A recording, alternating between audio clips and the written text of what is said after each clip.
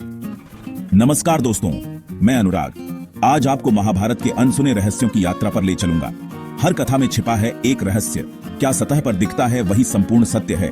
महाभारत सिर्फ एक महाकाव्य नहीं, बल्कि एक दर्पण है जिसमें हम अपने समाज और खुद को देख सकते हैं। इसमें धर्म, भक्ति, युद्ध और जीवन के गहरे अर्थ छिपे हैं। तो आइए महाभारत के 15 अनसुने तथ्यों के भाग 31 में कुछ नया सीखते हैं। गंगापुत्र भीष्म को अपने पिता शांतनु से इच्छा मृत्यु का वरदान मिला था। वे जब चाहें तभी मृत्यु को स्वीकार सकते थे। यह वरदान अजेयता और जिम्मेदारी का प्रतीक था। भीष्म ने इसका उपयोग धर्म और वचन की रक्षा के लिए किया। शरशैया पर लेटे हुए भीष्म ने उत्तरायण की प्रतीक्षा की। उन्होंने युधिष्ठिर को राजधर्म और नीति का उपदेश दिया। सिखाते हैं कि शक्ति का उपयोग लोक कल्याण में हो। महाभारत युद्ध के बाद बहुत कम योद्धा जीवित बचे। उनमें से एक थे कृपाचार्य। वे चिरंजीवी थे और पांडवों के राज्य में परीक्षित के राजगुरु बने। कृपाचार्य ने परीक्षित को शस्त्र और शास्त्र दोनों की शिक्षा दी। उनका जीवन गुरु शिष्य परंपरा और ज्ञान की निरंतरता का प्रतीक है। वे दिखाते हैं कि अनुभव और ज्ञान समाज के पुनर्निर्माण में सहायक होते हैं। घटोत्कच भीम के पुत्र पांडवों के लिए अमूल्य थे।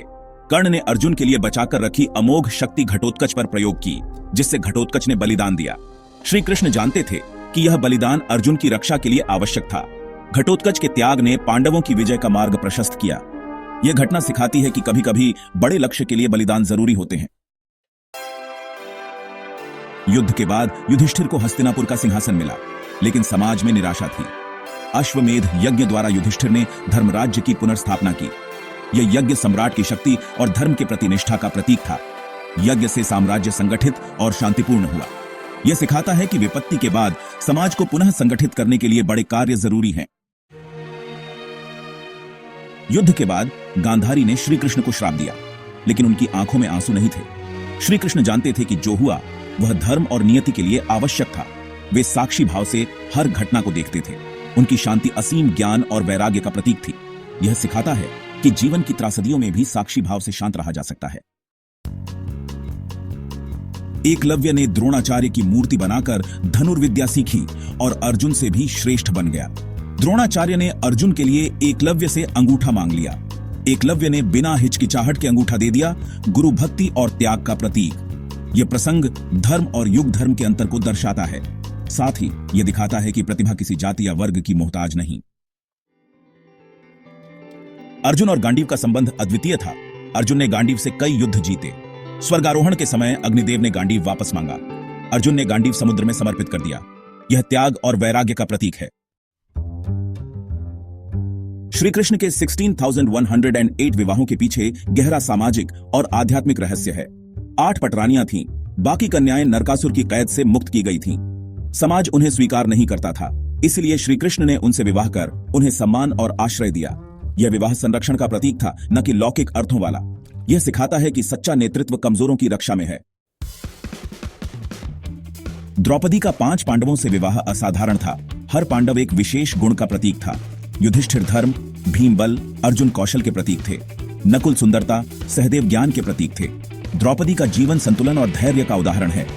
यह विवाह समाज के लिए गुणों के समन्वय का प्रतीक है। द्रौपदी सिखाती है कि विपरीत परिस्थितियों में भी स्त्री शक्ति अडिग रह सकती है। कुंती ने पांडवों की देव अंश वाली सच्चाई को छुपाए रखा। पांडव विभिन्न देवताओं के पुत्र थे, जिससे उन्हें विशेष शक्तियां मिली। कुंती का मौन उनकी चिंता और दूरदर्शिता को दर्शाता है। यह सिखाता है कि सत्य प्रकट करने का भी एक समय होता है। विदुर धर्मराज यम के अवतार माने जाते हैं। वे न्यायप्रियता और सत्य के लिए प्रसिद्ध थे। विदुर नीति आज भी प्रासंगिक है, सिखाती है कि धर्म सबसे बड़ा है।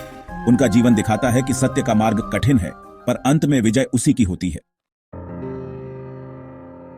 पांडवों का अंतिम सफर हिमालय की ओर था। द्रौपदी और 4 पांडव मार्ग में गिरे, केवल युधिष्ठिर अंत तक पहुंचे। अर्जुन का पतन अभिमान से हुआ। यह विनम्रता का महत्व सिखाता है। उत्तराखंड की भूमि इस दिव्य यात्रा की साक्षी है। कर्ण सूर्यपुत्र थे, जन्म से कवच कुंडल के साथ। वे सूर्य की उपासना और दानवीरता के लिए प्रसिद्ध थे। इंद्र को कवच कुंडल दान कर वचन निभाया। कर्ण का जीवन सिखाता है कि सच्ची महानता कर्म और चरित्र से आती है। नकुल सहदेव को कम महत्व मिलता है, लेकिन नकुल अश्वविद्या में निपुण थे। सहदेव ज्योतिष और नीति के झाता। उनका योगदान पांडवों के लिए अहम था। यह सिखाता है कि हर सदस्य का योगदान मायने रखता है।